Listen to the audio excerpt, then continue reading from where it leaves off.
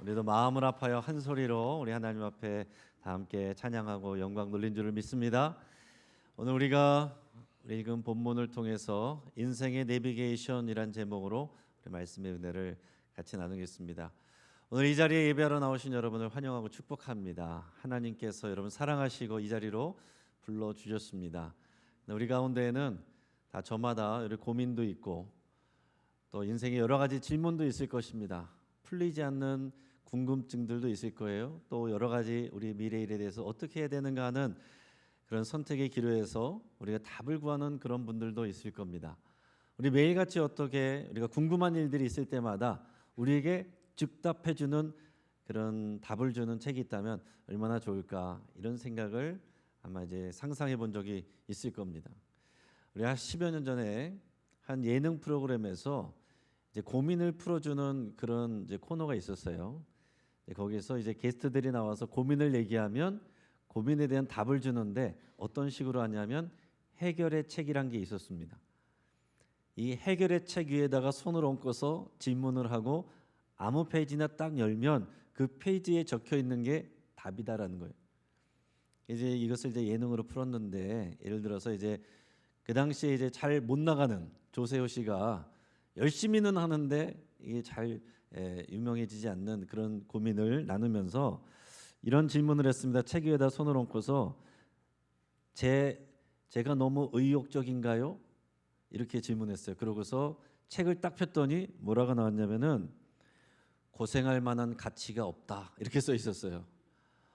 그런데 옆에 있는 또 이제 우승민 씨라는 사람이 맨날 이제 트레이닝복을 입고 나와서 이제 한참 이제 좀 알려지고 이제 그런 상황이었는데 이런 질문을 했습니다. 책 위에다 얹고서 이 트레이닝복을 계속 입어야 할까요? 그래서 짠 열었더니 아니요, 이렇게 써 있었어요. 그러면은 내가 이 프로그램에서 하차하는 말입니까? 그래서 다시 물어봤더니, 그러고 딱 폈는데 그 페이지에 뭐라고 써 있냐면은 그 어느 때보다 지금 가장 잘 알고 있다, 이렇게 써 있는 거예요. 여러분, 이건 예능 프로그램이었습니다. 무작위로 답이 적혀 있는데 내가 질문하고서 거기 답이 나오면 거기서 이걸 재밌게 이제 해석하는 거죠. 요즘 보니까 이게 어플로도 나와 있어요. 그래서 저도 어저께 이제 어플을 받아가지고서 자, 여러분의 입장에 대해서 한번 질문을 한번 해봤습니다. 사람들이 지금 나를 좋아할까? 그랬더니 대답이 뭐라고 나왔냐면은 약간의 고집은 필요하다, 뭐 이렇게 나왔어요. 난 언제쯤 부자가 될 수 있을까? 그러면서 질문을 했더니 집중하라, 이렇게 써 있더라고요. 그리고 돈을 많이 주지만 큰 회사가 좋을까? 아니면 돈은 적게 주더라도 가족 같은 분위기의 작은 회사가 나을까? 이렇게 물어봤습니다. 그랬더니 대답이 홀로 헤쳐나가지 않을 것이다. 그럼 이게 뭔 소리입니까? 그러니까 여러분, 이것에 대해서 내가 맞춰서 이거 답이라고 생각하면은 뭐 이렇게 만들어 갈 수 있겠지만 이것이 우리 인생의 진정한 답은 안 될 겁니다. 근데 우리가 조금 더 우리에게 좀 유익한 그런 답을 주는 책도 있습니다. 예전에 2007년에 호주 작가인 론다 보니 쓴 시크릿이라고 하는 이 책이 전 세계적으로 굉장히 열풍이 분 적이 있습니다. 이 책은 전 세계 46개국으로 번역돼서 나갔고 1900만 부 이상이 팔린 그야말로 시크릿 열풍이 불었었던 적이 있어요. 우리나라에서도 2007년, 2008년 종합 베스트셀러 1위를 기록한 책입니다. 이 책의 제목의 시크릿은 비밀이란 뜻이죠. 이 책은 어떤 내용을 알려주는 거냐면 자기계발서인데 부자가 되는 방법, 그리고 인생에서 성공하는 그 비밀을 알려준다라는 그런 제목이 달려 있습니다. 그런 의미가 담겨 있는 게 이 시크릿이에요. 그래서 이 책이 강조하는 건 뭐냐면 생각, 믿음, 시각화, 감사, 우주 에너지, 뭐 이런 겁니다. 쉽게 말해서 내가 어떤 긍정적인 생각을 하면서 그걸 간절히 생각하고 시각화하고 그것을 간절히 믿으면 우주 에너지가 같은 파동을 통해서 나를 도와주고 실제적으로 그 일이 일어나게 된다, 이런 설명이에요. 그래서 이것을 허망한 얘기 같지만은 이제 양자 물리학을 가져와서 과학적인 또 이론처럼 이렇게 또 설명하기도 합니다. 그리고 자신의 경험담, 여러 사람의 성공담, 이런 것들을 다 실어놨어요. 그러면서 이 사람의 자기의 이제 고백이 있는데 뭐 이런 게 있습니다. 자기 눈이 안 좋아요. 예, 안경을 쓰고 있는데 아주 긍정적인 생각, 나는 눈이 좋아진다. 이걸 굉장히 생각하고 집중을 하고 그렇게 했던 얼마 지나지 않아서 안경을 벗게 됐다. 눈이 좋아졌다는 거예요. 또 다이어트를 하려고 생각을 하는데 다이어트를 할 때는 어떻게 하는 거냐면은 다이어트 나는 날씬하다는 생각을 계속 하는 거예요. 그런 것들을 계속 시각화하고 뚱뚱한 사람들을 일부러 안 보는 겁니다. 날씬한 사람들만 일부러 보는 거예요. 그렇게 했더니 정말로 체중 감량이 됐다. 뭐 이런 글들이 써 있는 거예요. 그러면서 또 이런 식으로 생각하고 집중을 했더니 또 부자가 됐다. 이런 성공담들을 많이 적어놨습니다. 여러분 어떻게 생각하십니까? 우리가 긍정적인 생각을 하고 집중을 하고 그런 어떤 믿음을 가지고 계속 우리가 하는 집중하는 일들은 굉장히 유익한 일입니다. 그렇게 할 때에 성공하는 사람들이 많이 생기죠. 그러나 그것이 우리의 인생의 모든 해답이 될 수는 없습니다. 여러분 과연 이 세상에 이 모든 우주의 비밀과 우리 인생의 의미에 대해서 그것을 다 알려줄 수 있는 책이 있을까요? 사람들은 다 알고 싶어 합니다. 그래서 젊은 사람들은 우리 미래를 알고 싶고 또 궁금하고 그래서 요즘 젊은 사람들은 타로 카드, 타로점을 보는 것이 젊은 사람들에게는 또 유행이에요. 근데 그런 것들을 다 알려줄 수 있는 그런 책이 있다면 얼마나 좋겠습니까? 근데 고등 종교의 경전들은 그런 우주의 인생의 그런 이야기들을 다 담고 있습니다. 여러분 원시 종교와 고등 종교의 차이점의 가장 중요한 것 중에 하나가 뭐냐면 경전이 있느냐 없느냐예요. 고도의 윤리와 철학을 담고 있는 이 경전이 있느냐 없느냐가 그 차이가 되는데 여러 가지 종교들은 각자의 다 경전들이 있습니다.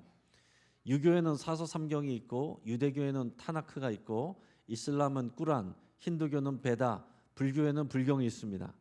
그래서 우리가 잘 아는 서유기 같은 고전 중국 소설 보면 삼장법사가 손오공과 저팔계와 사오정을 데리고 굉장히 어려운 모험을 겪고 힘든 일들을 겪으면서 멀리 천축국을 가는데 왜 갑니까? 불경을 가지러 가는 거예요. 그만큼 경전이 중요하다는 얘기죠. 지금 강화도 보문사에 가면 윤장대라는 것이 있습니다. 아마 가보신 분들은 본 적이 있을 거예요.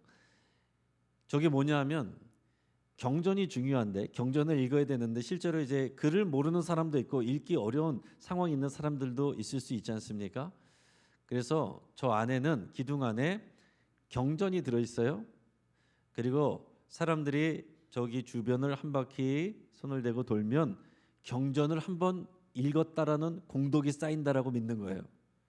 그리고 동남아시아 저희 같은 데도 가면 저런 것들이 많이 있습니다. 통들이 있어서 사람들이 돌아다니면서 그 통들을 계속 굴려요. 그게 다 경전을 내가 읽진 않았지만은 읽은 것으로 해준다는 그런 생각을 가지고 저기를 빙글빙글 돌면서 그 앞에서 합장하고 소원을 빌고 이런 일들을 하는 겁니다. 자, 그러면 우리 기독교의 경전은 뭡니까? 성경이죠. 왜 모른 척 하세요? 우리 성경입니다. 이게 한 권인 것 같지만은 구약과 신약 39권, 27권, 66권의 이 책이 이 안에 들어 있어요. 성경은 굉장히 신비하고 놀라운 책입니다. 오늘 이 자리에 우리가 예배할 수 있는 것은 믿음이 있어서 온 것이고 믿음이 생기는 것은 누군가 복음을 전해줬기 때문이고 그 복음은 어디에서 왔어요? 성경 말씀에서 온 것입니다. 그러니까 여러분 이 성경에는 다양한 대답이 들어 있습니다. 여러분께서 그것을 정말 관심을 갖고 보시면 우리 우주의 비밀과 우리 인생의 의미와 우리가 왜 고통을 당해야 되는지 그 고통에 대한 의미와 그 고통을 어떻게 극복해야 되는지 우리 인생 이후에 어떤 일들이 벌어질 것인지 우리는 어떻게 살아야 되고 무엇을 위해서 살아야 되는지 여기 답이 다 들어 있습니다. 오늘 우리가 읽은 성경 말씀은요. 사도 바울이 젊은 목회자인 디모데에게 편지를 쓴 것입니다. 이 디모데라는 사람은 어디서 태어났냐면은 루스드라로 한 곳에서 태어났는데 지금의 튀르키예 지역이에요. 자, 어머니는 유대인이고 아버지는 헬라인 출신이에요. 그래서 혼혈입니다. 그래서 어릴 때부터 성경은 알았는데 사도 바울이 1차 전도 여행 때 만나서 복음을 듣게 되고 이제 예수님을 믿게 됐어요. 그래서 사도 바울을 친아버지처럼 이렇게 따라다니면서 제자가 되고 그리고 동역자가 됐습니다. 에베소라고 하는 도시, 여기도 지금 튀르키예 지역인데 여기에서 이제 복음을 전하다가 사도 바울은 성령의 인도함을 받아서 마게도니아 지역으로 건너가게 됩니다. 그러면서 에베소 지역에 디모데를 남겨놨어요. 너는 이곳에 남아서 이 교회를 지키고 목회하고 이 성도들을 잘 돌봐라. 그렇게 해서 남았습니다. 그런데 이 에베소 교회 공동체에는 참 어려운 일들이 많이 있습니다. 디모데가 감당하기에는 어려움들이 있는데 그게 어떤 어려움들이 있냐면 올바른 순수한 복음이 아니라 사도 바울이 가르쳐준 그런 복음이 아니라 잘못된 교훈들을 가르치는 거짓 교사들이 있었습니다. 그리고 디모데가 젊다 보니까 젊은 사람이라고 어린 사람이라고 업신여기는 그런 어른들이 있었어요. 그런 상황 속에서 고군분투하는 디모데에게 격려하기 위해서 오늘의 본문 말씀을 쓴 것입니다. 오늘 본문에 3장 14절 말씀 같이 읽어보겠습니다. 자, 시작. 그러나 너는 배우고 확신한 일에 거하라. 너는 내가 누구에게서 배운 것을 알며. 아멘. 너 우리들에게 복음을 듣지 않았느냐? 그 배우고 확신한 것에 거하고 그 말씀을 가지고 사역해라. 그 말씀의 능력을 입어서 그 말씀 안에서 확신을 가지고 일해라. 목회하라. 그렇게 격려하고 있는 겁니다. 그러면서 뭐라고 말했냐면 너는 어려서부터 성경을 알았다. 근데 여러분 우리가 알아야 될 게 뭐냐면 곰곰이 생각해 보세요. 이 당시에 디모데가 어릴 때부터 들었던 알았던 성경은 뭘까요?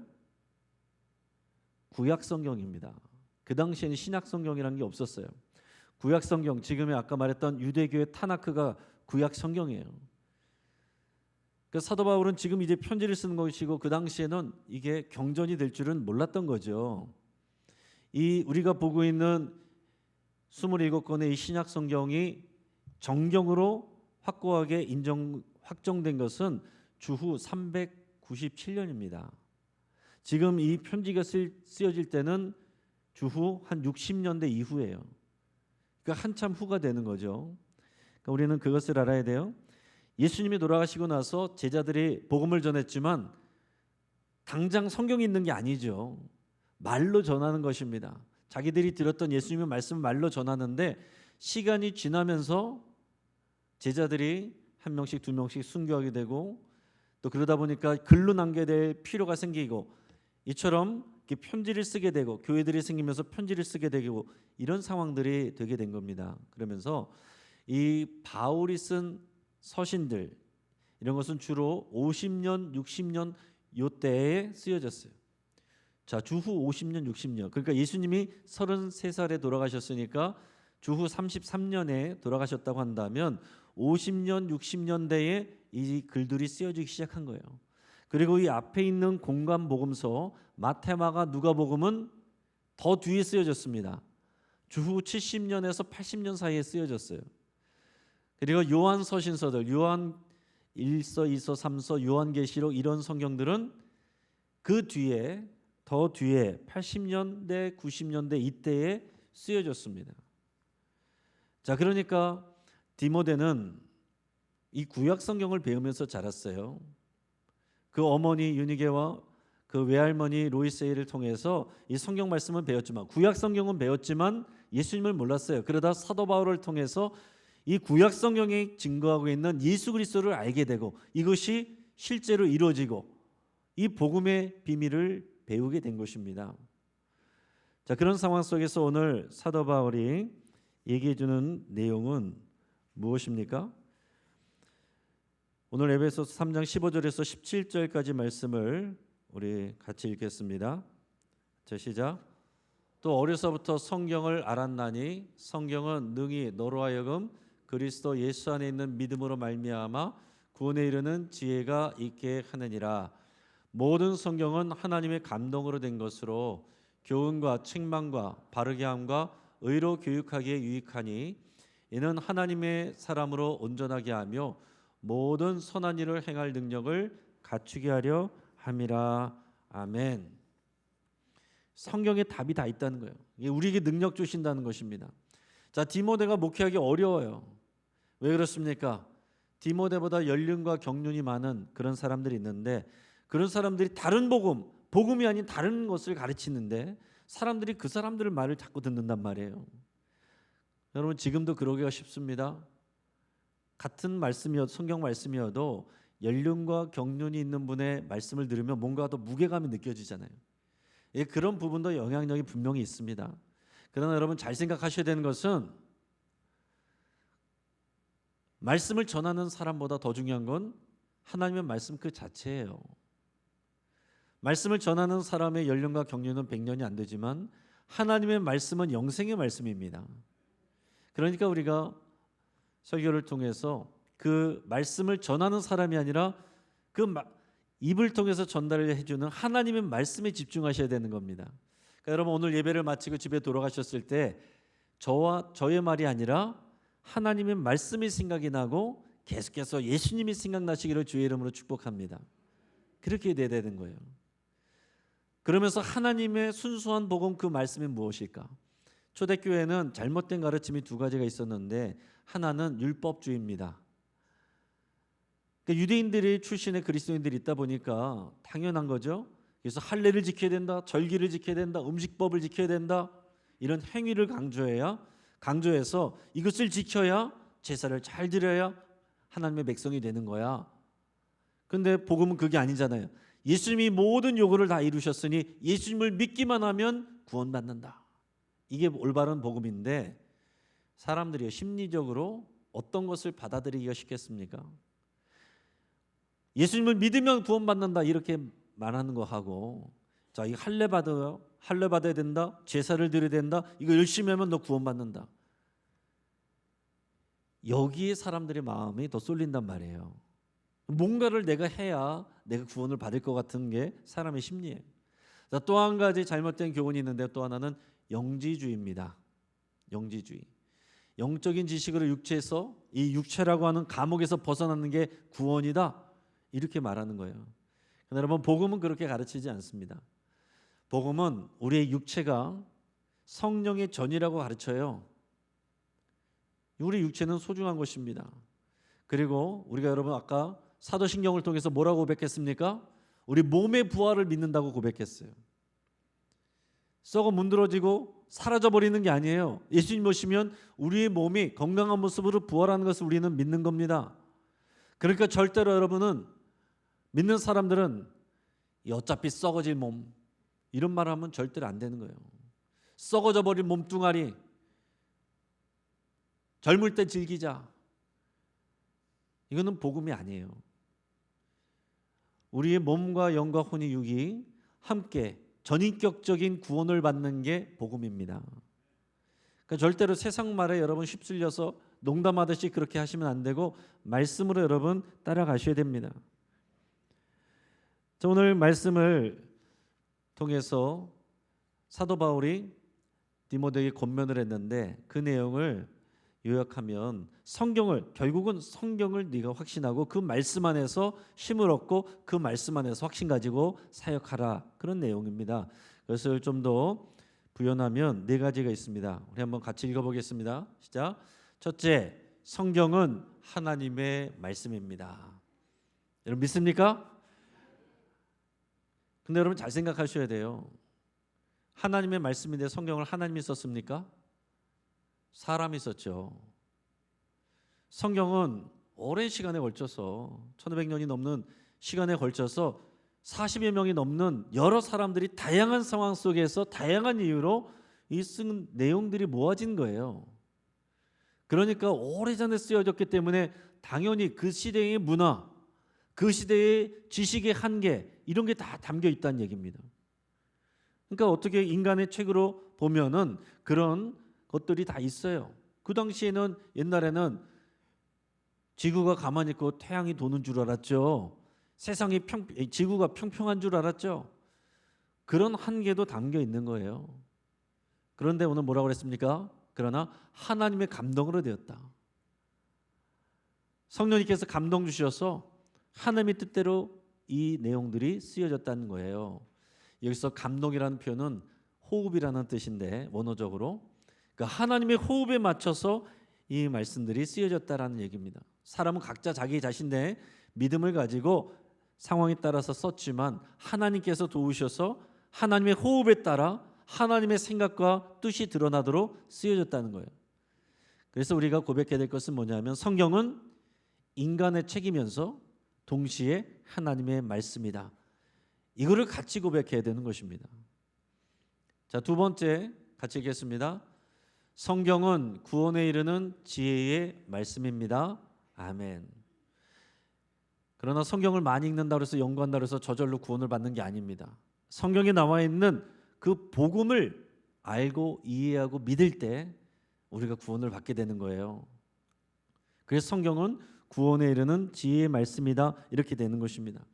여러분, 우리 가운데 신앙생활을 시작하게 된 여러 가지 이유가 있을 거예요. 어떤 분은 위기와 어려움과 고통을 통해서, 어떤 분은 신비한 체험을 경험해서, 어떤 분은 또 날 때부터 그냥 자라서 그냥 자연스럽게 교회 다녔기 때문에, 이유가 어떻게 됐든 시작이 어떻게 됐든 구원받는 것은 똑같습니다.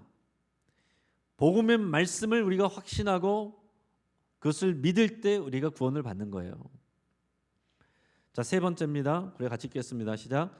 성경은 그리스도인들을 온전하게 합니다. 아멘. 예수님 믿고 구원받으면 영적인 아기가 된 거예요. 나이 드신 분이 예수님을 믿었어도 영적으로는 아기예요. 자, 아기가 태어났으면 그냥 끝났습니까? 아니죠. 젖을 먹이고 음식을 먹이고 또 영양제도 먹이고 훈육하고 때로는 혼내기도 하고 때로는 위로하기도 하고 그러면서 성숙해 가는 거죠. 마찬가지로 우리는 말씀의 밥을 먹는 겁니다. 말씀의 밥. 예수님이 내가 생명의 떡이라 그랬어요. 예수님의 말씀이 우리의 밥이에요.